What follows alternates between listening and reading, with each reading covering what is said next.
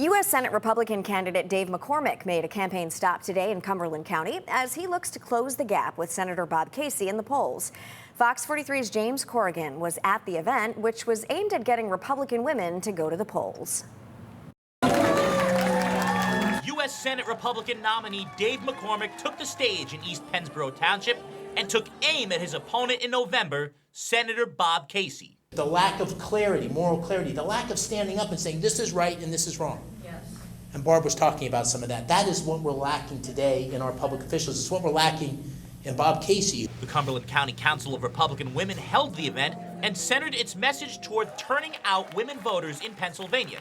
McCormick says he strongly supports in vitro fertilization and would not vote for a national abortion ban, while saying that Pennsylvanians' concerns on the major issues bridge the gender gap. Inflation's just, been enormous pressure on working families, the cost of groceries, the cost of fuel, so they're getting squeezed, so that's a #1 issue. McCormick has found himself under fire this summer over his prior residency in Connecticut, as well as the investments his management firm Bridgewater Associates made in a Chinese producer of fentanyl while he was CEO. He responded to claims that he is out of touch with Pennsylvania voters, brought on further this week after his X account confused Philadelphia, Pennsylvania with Philadelphia, Mississippi. I grew up in rural Pennsylvania, in Bloomsburg.